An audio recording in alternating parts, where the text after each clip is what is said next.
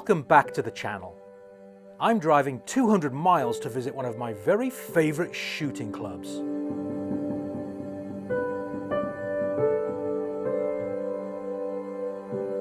South Jersey is pretty incredible. It's almost impossible not to stop and take in the countryside. I hope you agree.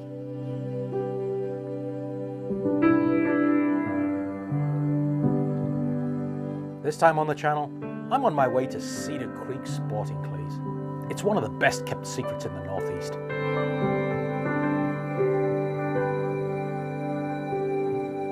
Over the last 30 years, range owner and operator Joe Scull has focused his life relentlessly on building an outstanding local club, a true home for competition shooters.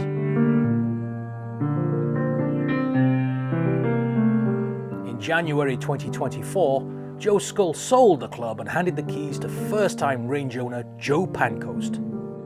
For the first 6 months of the year, they worked side by side in a transition period, which has just ended.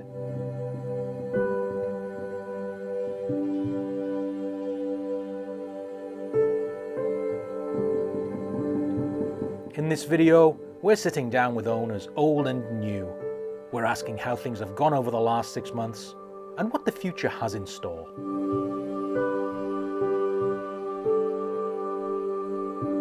Welcome to New Beginnings.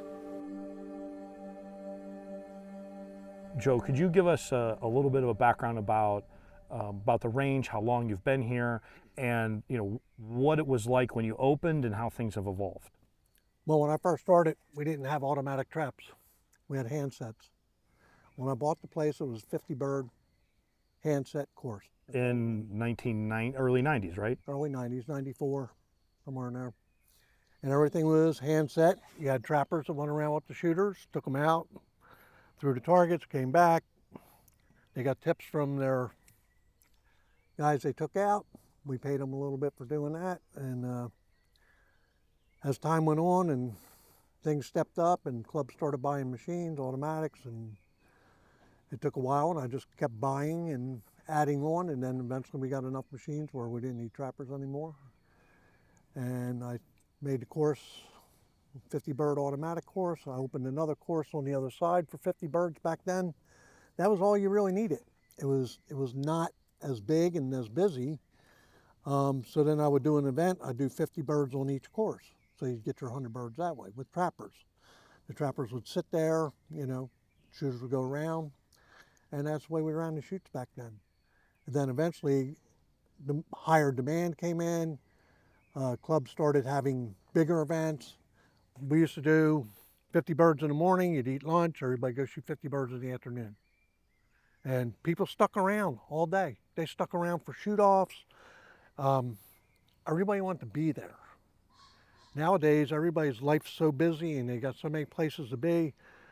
90% of shooters that go to these events now, even the major shoots, you got 2,000 people at a shoot. And at the end of the night, for shoot-offs and awards and everything, might be 150 people there. So it's really changed over the years by a lot. Targets, back when I first got this, if you threw a 30-yard target handset across the field, they thought you were nuts. They wanted to hang you. That was too far. That's further than we could shoot. And as time went on, we made spaces bigger. We started moving targets out more. The shooters got that much better, and it continues to get that way. It's still growing. Nowadays, to be competitive as a club, to have a good club, you basically need two courses. You need a course for the novice who wants to just go out and shoot and have fun, break a bunch of targets with their buddies and whatever. And then you take the guys that are competition shooters. They know when they go to a big shoot, those targets aren't good enough for them to practice on to be anywhere ready to shoot a tournament. So at that point, in the beginning, I would try to make some hard, some easy. Now we make a total course that's just for fun, and then we have another course that's for the guys who shoot and want to shoot harder targets. So we've evolved into that. Everything's automated. Everything's on a counter system. You can go to one stand, shoot 100 targets if you want. You can stand there and shoot all day. It doesn't matter. You have a control box. Everything's automated. There's 108 machines out here to shoot on. So you have a large variety of stuff to do nowadays out on the course, and it just seems to be getting bigger Yeah. as time goes on. And the majority of the shooting, what percentage would you say is actually recreational shooting on the softer course? Well, if you came here on a weekend, let's say Friday, you emptied all the barrels on the course at every stand. Sunday afternoon, that novice course will be 3/4 of the way full of hulls and trash. The other course might be 25% full. So there's a big separation there. Now, when you're going to have an event, and guys know you're going to have an event, they'll show up here 2-3 weeks ahead of time and might come here twice a week and pound away on the harder targets just to get used to the feel of having to shoot birds like that. But on the average basis, I'd say 80% of your shooting is novice. Right.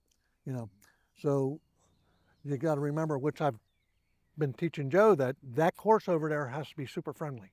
That has to be, for the average person who comes here once a month, once every 2 months, he wants to go out there and break targets. He doesn't want to go out and shoot 100 targets and walk away with a 20. That's no fun. Right. So Hey, you 'cause got that's what pays the employees and keeps the lights on. that's the one that Or keeps the that's generator what keeps running, I should that say. keeps everything going. It keeps the entire place going. The tournaments are a bonus. We draw people all the way from Connecticut, from Virginia, Pennsylvania, New York, Delaware. We draw large numbers. This club now draws a big number of shooters from all over the Northeast that come to the shoot, because over the years I've learned how to throw quality targets that are challenging but not over the top, and targets you are fair to shoot, but they will challenge you enough that you'll fail in some spots. Right. Now, this isn't a specific question, but are there any specific Cedar Creek history bits that you'd like to share? Things that I couldn't possibly have the knowledge to ask about? Not really, other than it was a struggle in the beginning to make it work. Because Because a location of the place, and everybody thought the place wouldn't do good, because of where it's at. And I had to do things, in the beginning I'd done things to try to draw people in. When we were in a gas crisis, okay. So what I would do, if you shot, your name would go in a hat. Every week I'd pull 2 people that won a $25 gas card. That way, they come back, they won $25 for a gas card. Or we would put, on the tournaments, in the beginning I was doing $5 out of every entry fee will go back to the shooters. Out of every 10 shooters will draw a name and they win $50, just randomly. Mm-hmm. I did things like that to try to build it, and then just worked on it the way I've been doing, and just try to make it quality. I tried to make it that if so-and-so didn't come to the shoot, it ain't worth going there. I made it even that much better for the people that were here, so that when they left here, they said, yeah, you missed a great shoot. And then I did that time and time again, and I just kept making it better and better. Yeah, I mean, the fit test this weekend, there's 100 birds each day, along with a 100 bird side event, and it's sold out, right? Yeah. Yeah. All right, Mr. Pancoast, new Joe. So tell us a little bit about your background in the shooting world before beginning with Cedar Creek. Bird hunting. Mm-hmm. So waterfowl, pheasant, grouse, I hunted. And one of the things that I really enjoyed, even when my kids were very young, is I would come down here, I'd shoot this course with my sons. And I was not familiar with, I still have never shot a tournament or a registered target. So what I really loved is just being with my family and going out on the course. And I remember Joe and I remember Gary from the early 2000s. And I always loved being here, and I always would come down. It was just a great place to be and shoot. So you were a customer for 20 years before you bought it from And us. I could not get down here. It was work, life, kids would always get in the way, but I would come down here on all Fridays. I would bring guys down from work, and we loved the place and always shoot down here. This was the place that we would always come. We're going to go down Cedar Creek. We're going to go down Cedar Creek. And it was awesome. That's actually the same way I got into it, me and my sons. started shooting. When the sport first came around here, it was Buckshorn, little place, little tinky place. We'd go there every Sunday and shoot.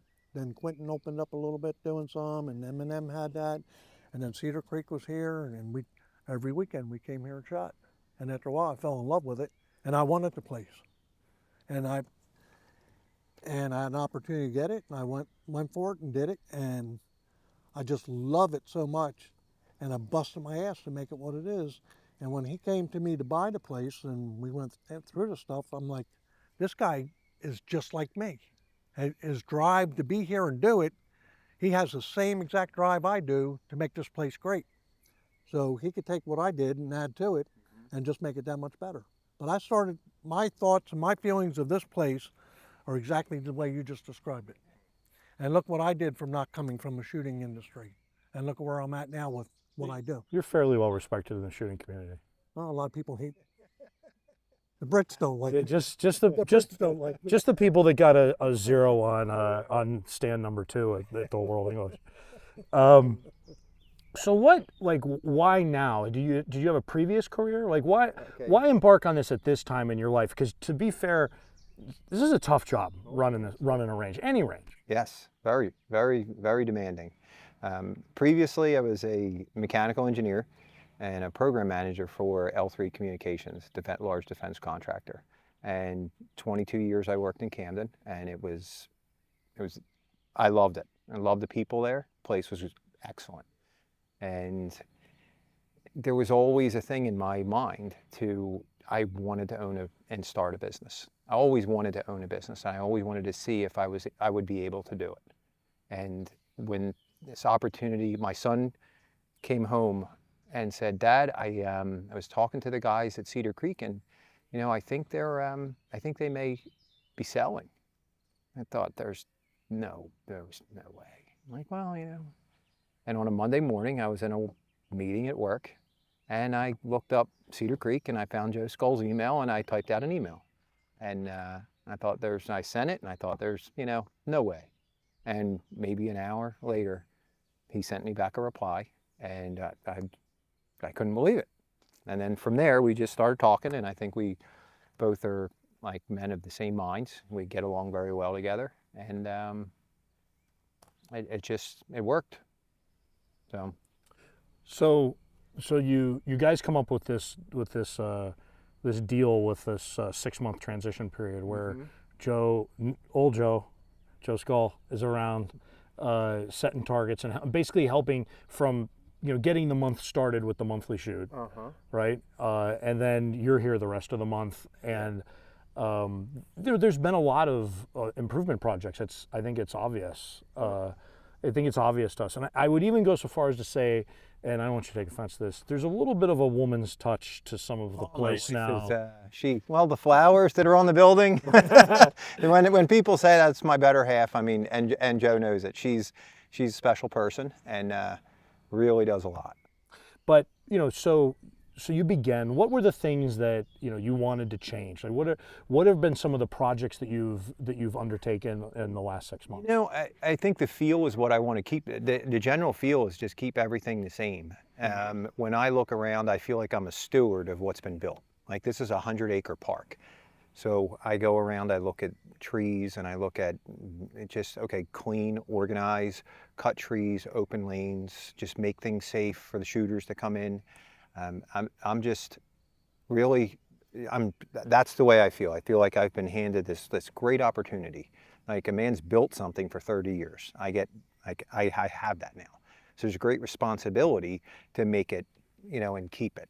So I'm just looking really in these first couple years is just make it, like my wife came down, she makes the clubhouse, make it welcoming, and just organize it so people come in and they look around and they say, wow, this is really nice. And I want to bring my family down here. Right. So speaking of family, I've noticed that your family is definitely here at Cedar Creek. Your wife, I think your mom checked me in at a tournament recently. Your aunt has been around. Your son works with you here. So it's a bit of a family affair. Like, how's your family fitting into the new business? So Devin,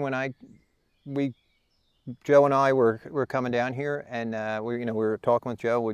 Chrissy came down in October, and she was like, her initial knee-jerk reaction was not like, boy, my husband's doing something smart here. So, we really brought her. It was tough, but we had a lot of conversations, and she ultimately supported it. And I actually thought, I was foolish enough to think that it was just me making a decision for myself, and went and did it. And everybody came in. So, just lucky. Yeah, I mean, I see people pitching in, and it's nice. He got his own little army. Yes. Nieces, nephews, sons, daughters, aunts, He got uncles. 10, 15 people in here that are relatives working. So, are you nervous at all about? You use the word steward, which I think is great, but are you nervous at all about your ability to fulfill that role, or or to kind of step into Joe's shoes after Sunday? The target setting is something that is definitely eye-opening. Like, I leapt into this thing and have spent like I was talking to him originally when I first started doing target setting. I was 4 hours on one station. I didn't get a trap set. So, and he laughed, and I'm like, no, I couldn't. I tried to do it. So it's something that I'm learning. That is a very challenging aspect of this whole job. I never would have thought. There's a lot of things I didn't think about, and that was one of them. He's a phone call away, so he's somebody that I can lean on. Gary has been, Joe and Gary have done everything they could possibly do to help me and to make this a success. They've definitely not like tap out, we're good, and I'm out of here. Like, he loves this place, and he's not going to let it fail. So if I have issues going forward with trap setting, I can call Joe, and I can have Gary come out, and that's, so that it feels like there's a safety net there.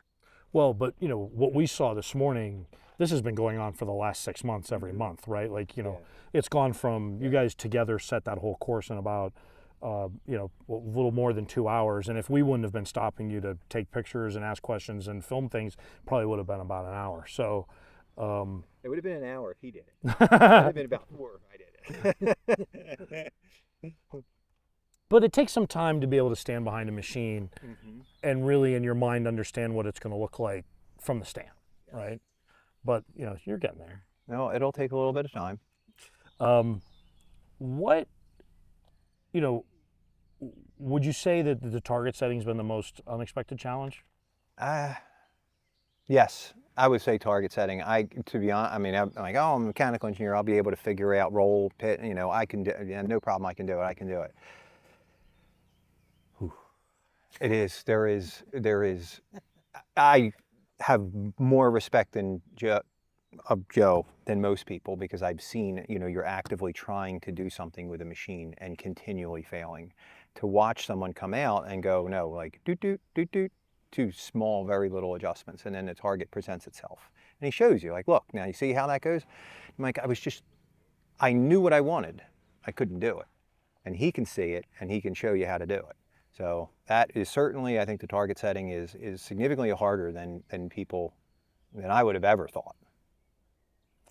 What have you been most happy with so far over these first 6 months? Like, what do you look at and go, oh, I'm so happy we got that right? Well, I think just, my brother's down here with me. We opened up in January, which was perfect because it was slow. There was not many shooters, and it gave me an opportunity to learn the business in an environment that, you only had a couple people out. I really enjoy being outside, doing the tree work, doing work around the course, just cleaning up. I enjoy doing it. I like being outside. My brother's same way. So we have, it feels like we're at a hunting camp. Everybody, you got your family around you, everybody's out, we work, we eat together. And it's like, I don't feel like I'm going to work. It's very nice, So the tournament schedule is going to stay the same? Monthly shoots, what, July, or well, how do you define it? I guess January through October. In December, Joe and I sat down and he worked and showed me how to go through iClays, set up all the tournaments. We spent a rainy, cold winter day, and it was about 8 hours going through setting up tournament schedules. And he worked with M&M, and they have a very nice system on how to set up tournaments to not step on each other. And that's something that I am absolutely going to continue with. And I actually I've done a couple of things where I set tournaments and had to talk to Anthony Matarese, and they've been very, very good and nice. And so setting tournament dates, I think, I'll work with the clubs around to make sure that I'm not stepping on anybody's, dates, because that's something that you really don't, there's a limited pool of target shooters and limited number of clubs, and you don't want to be stepping on other clubs' shoots. So that's something that will... Roughly speaking, it'll be monthly shoot, begin first Sunday, Yep. or I guess, then usually something a little larger in June, and then the FITASC event, which starts tomorrow in July. So you're going to continue with the FITASC 200. Oh yeah, after the first shoot we did FITASC, and I was like, it was that was eye-opening. Working with Joe this time to set the main for FITASC to 200, that it was way easier. So I would definitely want to do FITASC again, because it does seem like the shooters love it. So what would you say what are your top of mind priorities kind of into the next year? So Joe will be done but a phone call away on Sunday. What other than just keeping things running, what are the projects on your mind? So we have an area behind the building. I love the clubhouse. I love the way it looks. And what I want is, like Joe, you pointed it out earlier. You said people don't stay, they want to go. So what I really want to do is make a place where people stay, have a sitting area, and have an area where you can bring your family, you can hang out. We maybe put in some grills on the side. So my first thing here is I want to get it so that when people do come to the club, we're a little bit, out, we're a little bit further away. So I want to have a spot where we can have families, we can have people sit and just enjoy your time. And it's a beautiful area, and just facilitate that. So that's really the first thing I want to do, is be able to set the place up so that we can have families come out, spend more time here. Awesome. Mr. Scull, it's your turn. So, you've been coming back from Florida, and your tournament target setting schedule and your consulting engagements every month for the last 6 months. You've just set today really the last target that you're obligated to set at Cedar Creek. Correct. How do you feel about it? Are you ready? Are you sad? How do you feel about it? I don't know. I don't know how to feel about it. It's I thought it was time for me to spend more time for myself and do things I want to do. And this gives me the opportunity to do it. This place will still be here. He'll be here. If I want to come, I want to come and harass him, I can come and harass him. I might just show up and help him at times, be in the area or whatever, come by, see him. I mean, he's a great guy. I like working with him. He's a hard worker. He busts his ass around here. And, I'm not going to let him fail, regardless. Tall order. Well, you might want to buy a battery charger for your drills, but other than that, But I feel as though I enjoy setting targets all over the country. I enjoy setting targets for major events. I also like setting targets for charity events or anything that needs to be done. I just enjoy setting targets. It's something that is in my blood, I guess. I ride down the road and ideas come in my head how to set targets before I even get to a place. It's just something that I do. I've been being pushed a little bit to start doing target setting clinics to teach other people at other clubs how to set targets. So we've put something together for that, and I've got jobs lined up already where I have to go to clubs and work with people. And some of them they're tapped out, I guess, in their brains or what their ability is to set targets. I was going to do a lot of it at Amelia Shotgun, have them come in and do clinics there, which I do. But a lot of clubs want me to come hands-on to their club and teach their people, hey, well, you got this spot here. Did you ever think of doing this, doing that? So it's going to be interesting. It's different. You know, I've done a couple already. Monday I have one with that I have to go Pennsylvania and do for 10 people that want to take my course and learn how to set better targets. And most of them set targets, but they're still interested in what comes out of my brain that, you know, can be passed on. So I enjoy that part. I'm still going to do teaching, set targets, teach people how to set targets, and do some lessons. Other than that, I'm going to spend some time fishing. So phone rings, you know, incoming client. What is it that you want them to ask for? Target setting, coaching, course design, you know, on your menu. My favorite would be target setting. For anything. Come to their club, set targets. Go to a major event, set targets. I'd prefer to set targets more than anything. That's what I really like doing. And I think I have this way of doing it that it just comes natural to me. It's easy. That's what I really want to do more than anything. But I don't want to just sit around the other times when I can be doing other stuff to help people too. So, and I want time to myself for a change.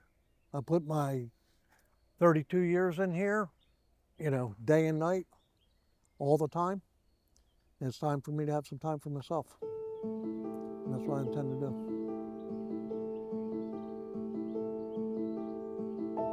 As you look back over the last 32 years, what's your fondest memory of this place?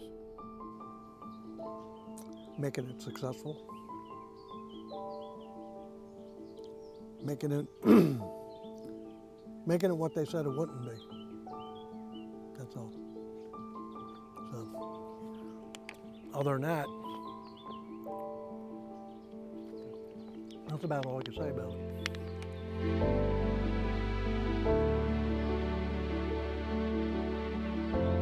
I'm Gary. I am Joe's second partner, not in money, but just as a good friend, and been with him for 30 years. He has taught me how to do a lot of things, including shooting and setting targets. And I learned a lot from him. Well, when he first started, I would say the targets look good, but he would come up and say, Gary, they're not that good. Here's why. And he would tell me why. After about 5 years of this, he finally started trusting me. And I'd give him the thumbs up, and he would say, that's good, great, move on to the next station. Now, I think you're retiring a little bit at least, right? We still going to see you around at Cedar Creek? Yeah, I'll be here. I'm going to help the new person, Joe, do things, help him set targets for a while. This is Joe's last stand up here. So for the August shoot, I'll be helping Joe set the targets for that. And I enjoy being out here. Fortunately, I don't live too far away, and I kind of hang out here and trying to keep things straight. You were one of the very first people I ever met at Cedar Creek, I think. Yes, it's been a while. Yeah, you were kind of when people show up on a Wednesday afternoon, you were the friendly face. I was the only face here most of the time, but Joe's out setting targets all over the country. Yeah, that's right. I had this place by myself for years. You gonna miss being around here every day? Oh yeah. I don't miss coming in at 7 o'clock every morning, opening the gate up and starting the generator and all that stuff. But I have banker hours now. I come in when I feel like it.